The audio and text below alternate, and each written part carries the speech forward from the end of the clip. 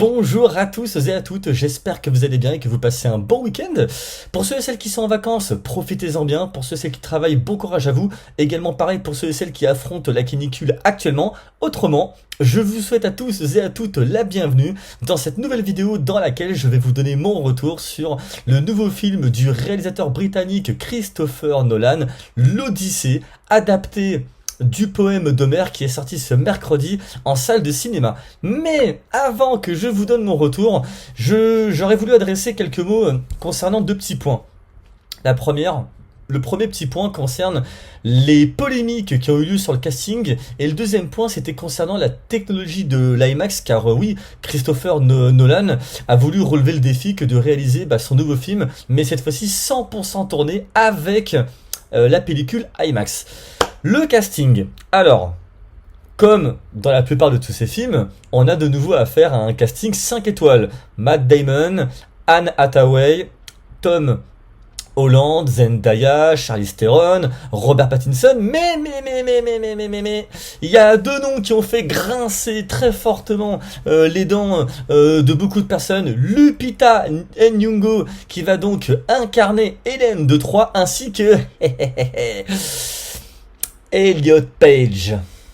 Elliot Page, vous savez tous ce qu'il en est à la base.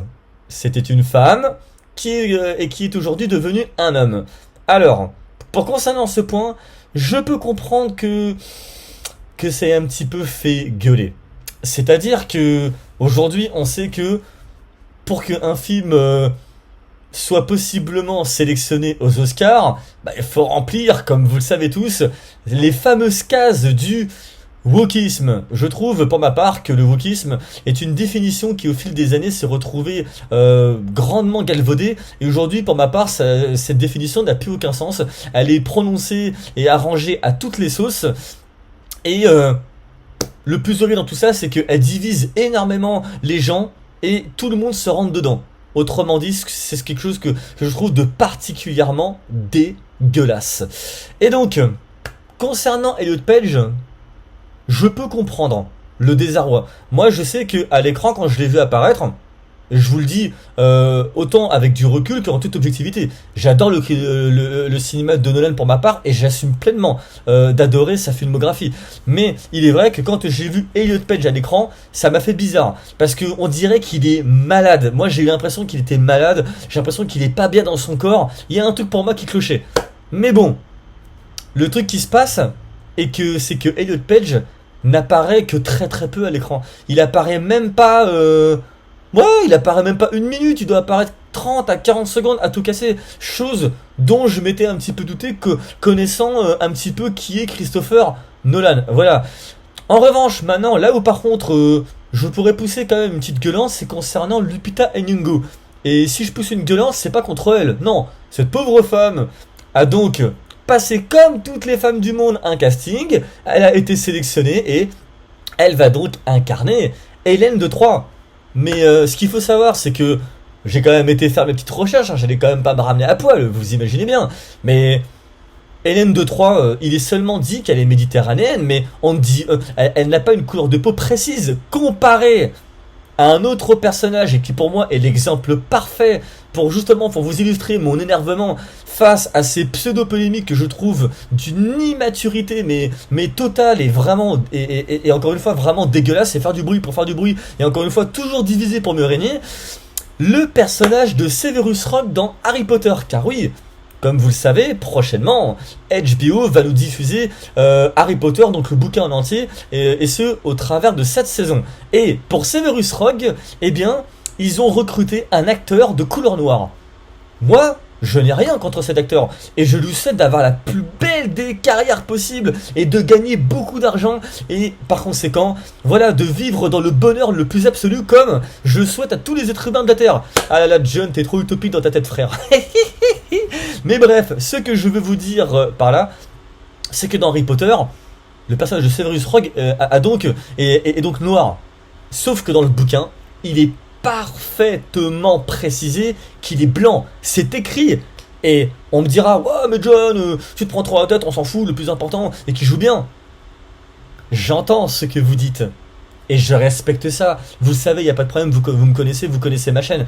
Mais il y a un moment donné, dans le bouquin, quand c'est écrit de telle manière, il faut respecter ça quand même. Il y a un descriptif qui est là. Hermione Granger, tu me l'aurais mis en métis, il n'y aurait pas de problème, je m'en fous. Mais là, en l'occurrence, Severus Rogue a été choisi pour être acteur noir. Mais le problème qu'il y a, c'est que, comme de par hasard, il n'y a que lui.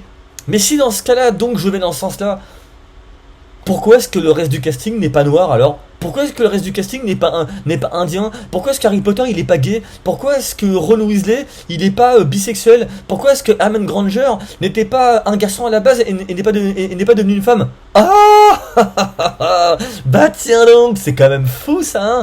Voilà, à méditer. Et donc par conséquent par rapport à Lupita Nyong'o, il est simplement précisé que c'est la plus belle femme du monde et qu'elle est comparée à la déesse Aphrodite. Il n'y a rien de plus, rien de moins. Donc, ben, si c'est quelque chose qui vous bloque pour aller voir le film, alors moi, je ne peux pas vous forcer à aller le voir contre votre gré, ça va de soi. Et je respecte aussi cela, même si je ne serais pas d'accord avec cette opinion. Mais je la respecte. C'est ce qui s'appelle le savoir-vivre tout simplement et respecter autrui. Voilà. En tout cas, moi, c'est comme ça que je fonctionne. À présent que j'ai parlé du casting et des petites problématiques, je vais à présent passer sur l'IMAX.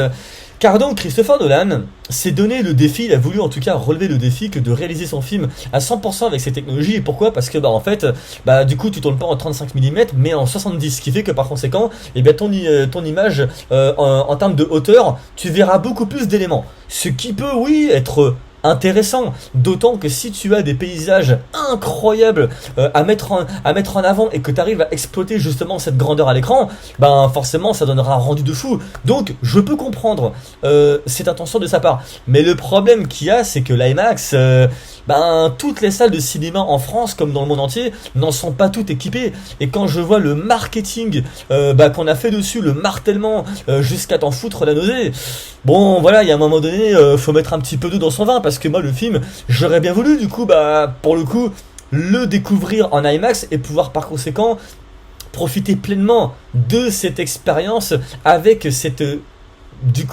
technologie, ce qui n'a pas été le cas. Moi je l'ai vu en scope par conséquent. Donc voilà, par rapport à l'IMAX, voilà ce qui m'a un petit peu saoulé.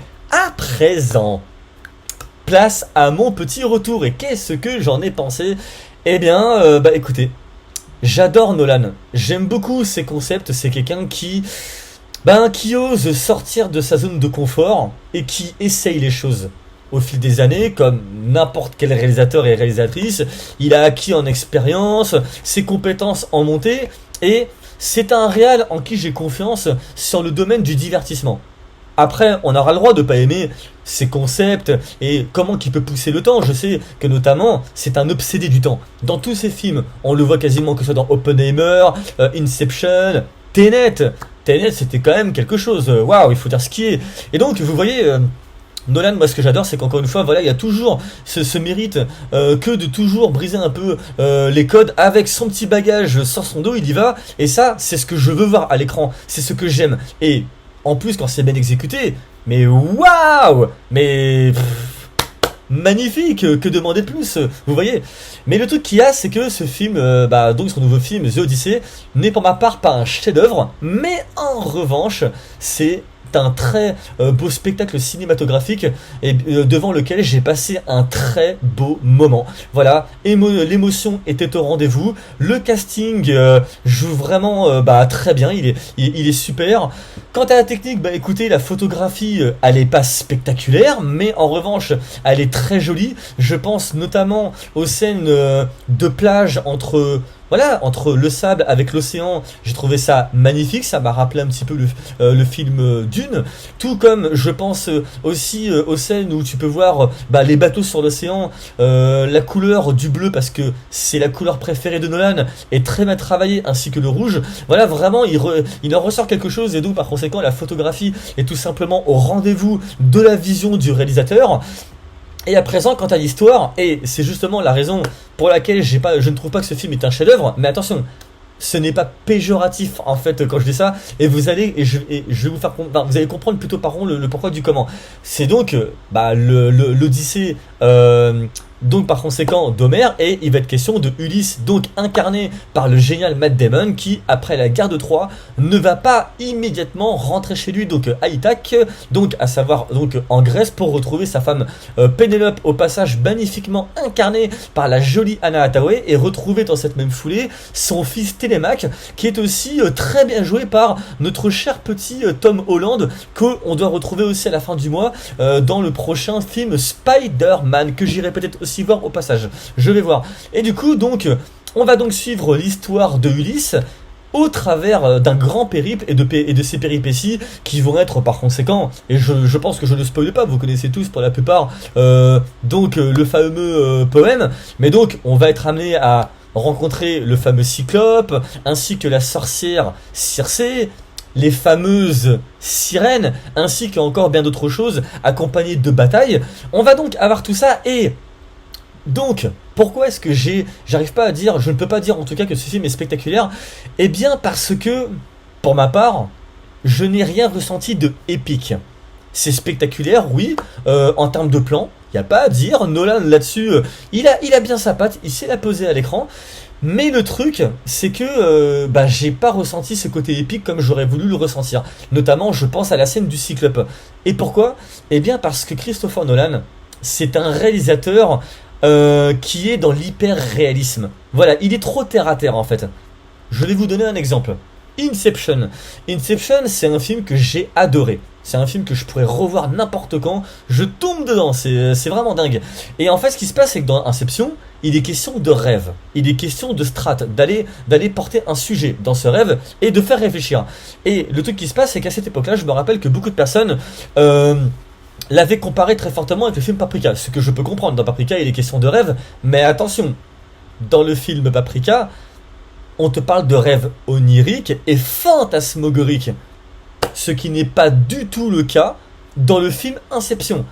Christopher Nolan, oui, il parle de rêve, mais il va tourner tout ça à sa sauce. Et par conséquent, sa patte va être mise à l'écran et du coup, il va nous montrer quelque chose de réaliste. Et c'est du coup ce qui va se passer dans ce film L'Odyssée.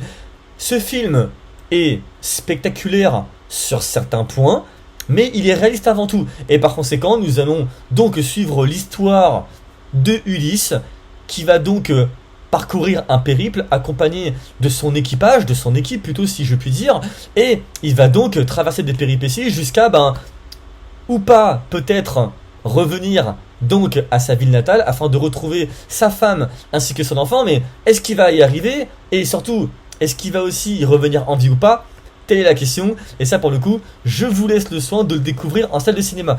Mais ce que je veux vous dire par là, c'est que, par exemple, avec le Cyclope, eh bien, je m'attendais à quelque chose, vous voyez, un petit peu en mode le Seigneur des Anneaux, mais non.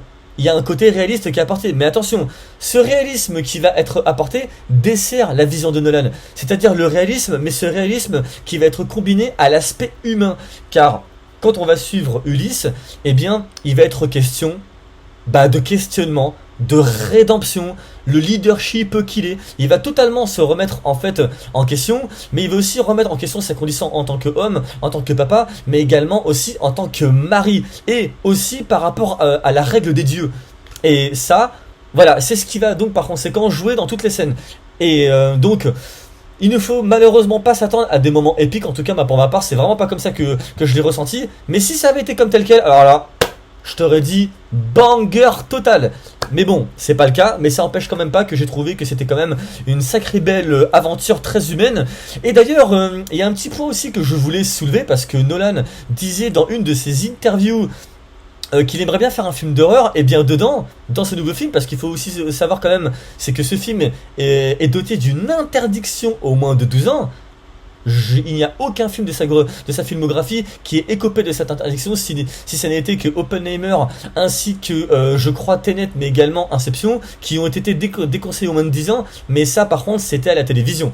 Mais vous voyez dedans, Nolan il va apporter une petite touche horrifique, et je pense notamment à une scène que j'ai trouvée de fabuleuse. Vraiment cette scène, je pourrais presque la considérer comme une espèce de masterclass un petit peu, parce qu'elle mélange le côté humain mais aussi le côté horrifique et quelque peu, vous voyez, étrange, et qui est la scène avec la sorcière Circé. Je ne vous en dirai pas plus parce que je veux encore une fois vous laisser le soin de le découvrir. Autrement, sinon, je trouve que Nolan, il sait gérer un divertissement. S'il veut vous faire kiffer, en tout cas au moins sur une base élémentaire quand on va voir un film, eh bien, pour moi, là-dessus, il n'y a aucun problème à se faire. À présent, de ce qu'il a proposé, est-ce que ça plaira?